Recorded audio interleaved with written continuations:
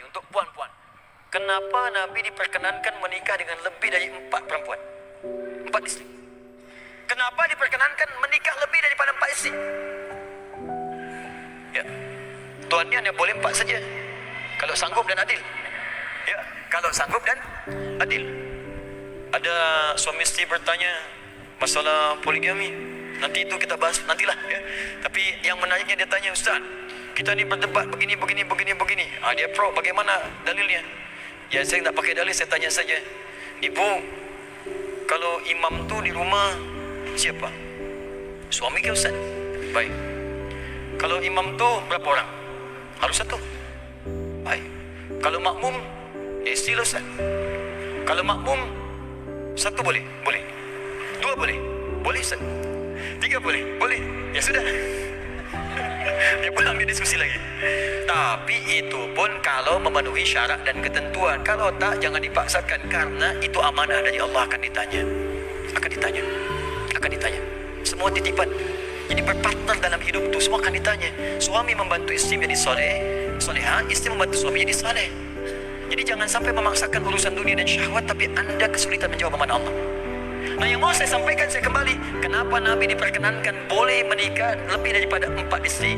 Ternyata semua istri-istri Nabi itu miniatur karakteristik semua perempuan di muka bumi. Di semua karakter perempuan di bumi itu nampak pada semua istri-istri Nabi SAW.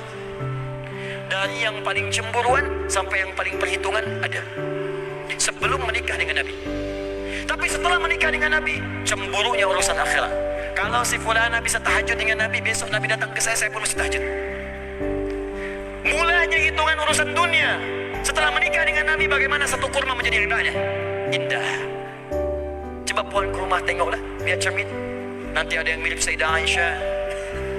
Bukan wajahnya, bukan. Ya, bukan parasnya, tapi karakternya. Ada yang senang gesit belajar. Ada yang tabah seperti Saudah binti Zam'ah. Tapi kalau seperti Sayyidah Khadijah, itu agak sulit lah. Sulit. Sayyidah Khadijah itu disebutkan di Al-Bukhari, nomor hadis yang ke-4 sampai 5 dari Jabir bin Abdullah radhiyallahu taala anhu.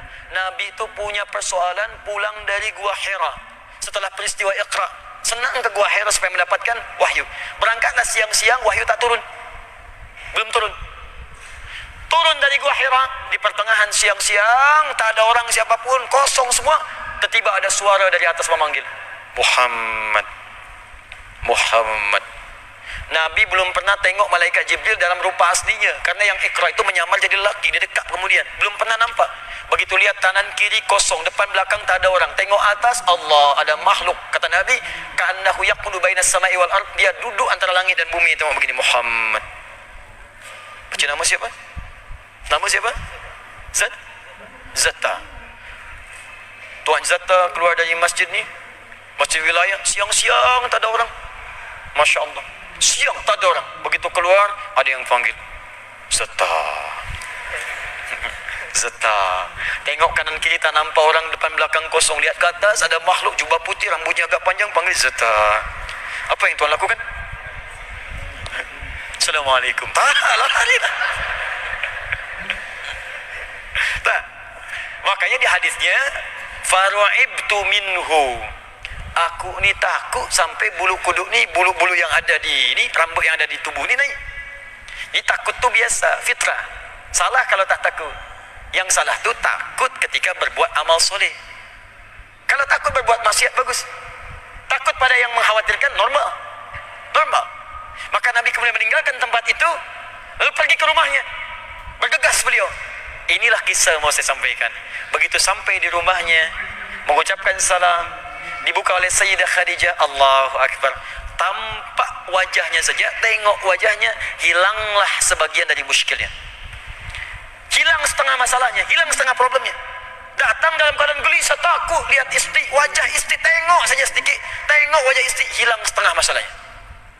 Kata Nabi, zammiluni, tolong selimuti aku. Dibawa ke kamar tu, diberikan selimut. Selimut berlindung dari kekhawatiran. Begitu selesai diselimuti, beliau berkata dengan indah sekali, dalam bahasa kita, zauji, sayang, suamiku sayang, engkau tu orang baik, tidak pernah punya musuh. Engkau menyambung silaturahim, berbuat baik dengan orang banyak. Yakinkan pada jiwamu saat ini pula, aku akan bersamamu dalam suka dan duka. Masuk ke dalam jiwa Nabi, tenanglah semuanya itu. Lalu turunlah malaikat kemudian yang tadi itu, dalam keadaan sudah tenang, turun kemudian, ya ayyuhal muddathir qum fa'anzir wa rabbaka fakabbir. Itulah asbabun nuzulnya surah Al-Mudaththir, surah ke-74 itu. Hei orang yang sedang ketakutan berlindung di balik selimut, sekarang kau sudah tenang, bangun, berikan peringatan, dakwah terang-terangan sekarang. Ketenangan itu lahir dari aktivitas Sayyidah Khadijah, karakternya. Ibu belajarlah seperti itu. Bapak kalau mau lihat, tuan mau lihat apakah puan sama seperti Sayyidah Khadijah? Tengok, pulang dari bekerja, suasana penat, capailah itu, pulang ke rumah. Assalamualaikum. Waalaikumsalam. Dibukalah oleh nyonya, oleh istri di rumah. Begitu tengok wajahnya, wah, Masya Allah, tambah masalah. Kalau tambah masalah, itu artinya belum nampak. Maka belajar. Cari oleh puan, cari. Ini hadis-hadis Sayyidah Aisyah, Saudah binti Zam'ah, dapatkan itu semua. Itulah cara bermanhaj sesuai dengan keterangan Al-Quran dan hadis Nabi sallallahu alaihi wasallam.